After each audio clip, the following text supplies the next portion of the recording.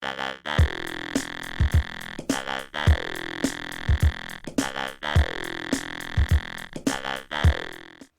are your thoughts on Eddie Bravo?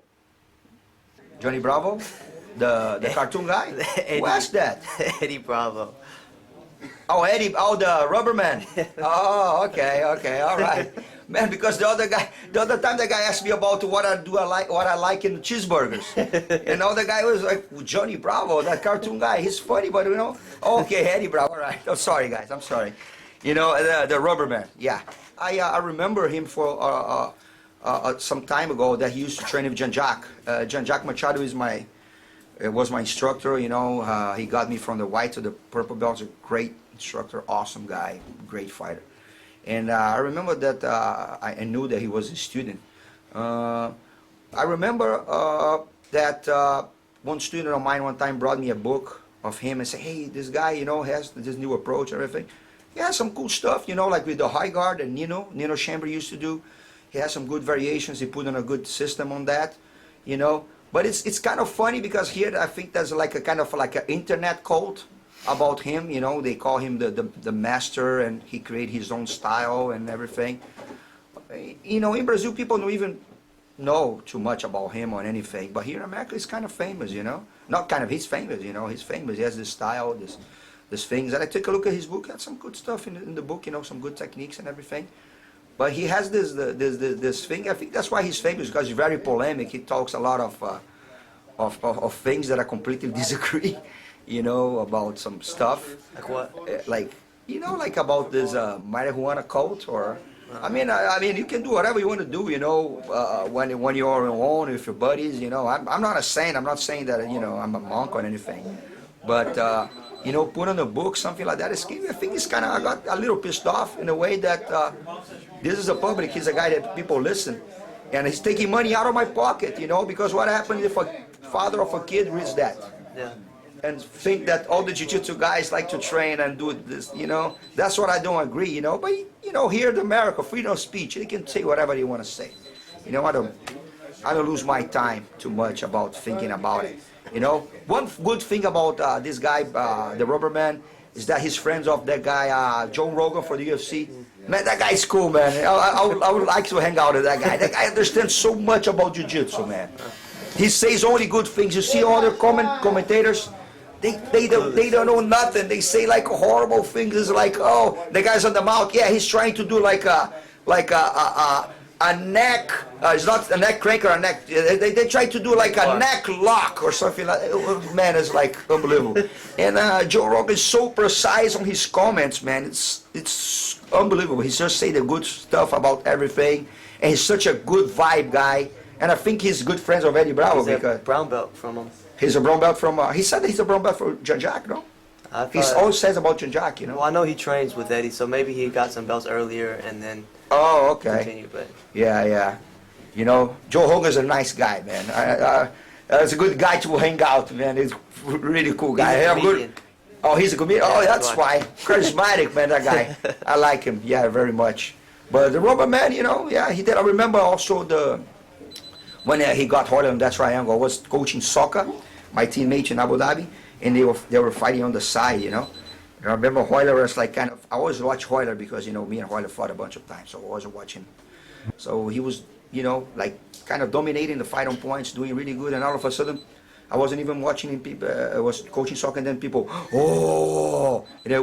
When I looked, the rubber man was like triangling him. I said, man, it was like, it's something that can happen though, something that can happen to anybody, if you're there, you put your face on the line, that's something that's going to happen.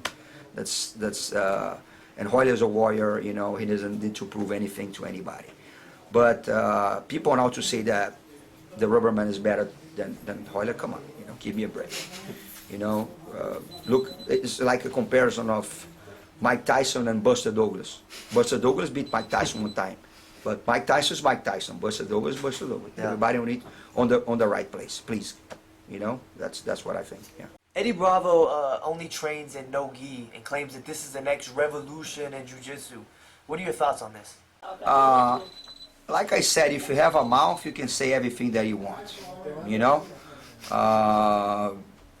I really do think that the no-gi part of Jiu-Jitsu is a really important and really fun one. I really like it. I mean, I competed in Abu Dhabi, I competed a bunch of tournaments in Brazil. I always train without the gi a lot, and I really like the no-gi game. But you know, it's facts. I'm a big fan of facts. You know, take a look at the best fighters, the best submission grapplers, and the best MMA fighters. We're doing without the gi, and who's the best? Who are the best? The guy who train no gi only, or the guys who train all their lives with the gi? This nobody can take this argument away. You know, look at the ADCC this year. I can tell you all the years, but let's say this year, under 65 kilos, Rafael Mendes, world champion in gi and competes with gi all the time. Just competed on the Europeans and was the winner. 77 kilos, Marcelo Garcia and Pablo Popovich. Pablo Popovich, a jiu-jitsu guy, black belt, has a school and titles in jiu-jitsu. And then the next one was 88 kilos, was Xande Ribeiro, if I'm not mistaken. Xande Ribeiro, world champion and absolute champion 2 times in jiu-jitsu. And you name it, you know, and then you go to the highest weights class, which is Fabricio Verdun, also a jiu-jitsu guy, trains jiu-jitsu all the time. You can ask them, and you can see the history. MMA, BJ Penn, world champion in jiu-jitsu, the black belt. Trains with the gi all the time. You go to his website and see. You go to the UFC countdown thing, whatever, you see him with the gi and training the importance of the gi. Anderson Silva, black belt, I mean, you name it, you know? So this is a fact that nobody can go away with that. The gi is really hard. The gi is tricky, the gi makes you smarter, the gi has a lot of different ways that you can use it in your favor and against your opponent. So you have to be really smart, and these make you aware of so many things. And when you take your gi out, the transition is really smooth. But it's really funny to see when a guy who never trained with the gi before put in the gi. You know, that's really fun to watch, you know what I mean? So I see the facts and I see history. I'm not doing this for a couple of years. I mean, on the middle of that for like 25 years. So I've seen history, and that's, you know, something that I train fighters, and I train fighters that only wanted to do no gi, and train fighters that come with the gi and then turn to MMA and everything. And what I see is this, you know, is a natural sequence. It's something that your foundation with the gi makes you a way more solid fighter in anywhere that you go. The Brazilian Jiu-Jitsu guys are the best on the ground. It's not other styles that are the best on the ground. The Brazilian Jiu-Jitsu guys are, period, the best fighters on the ground. Fact. Okay? And all of them successful come from the gi.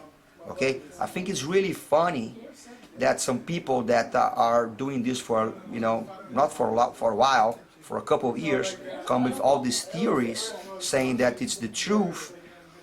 Number one, not based on facts. And number two, who are they to say something? You know what I mean? I'm not saying names. It's not just one. There's a bunch of guys that say, oh, this is the truth, absolute truth. Who the hell are they? Are they masters?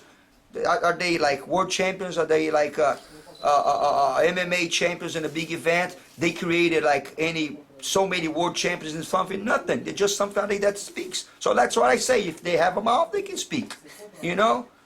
Let them speak, you know. I think that's funny that people buy it, you know, but it's so easy to sell things in America. Let them sell this and people buy it and let's go. Life goes on, okay?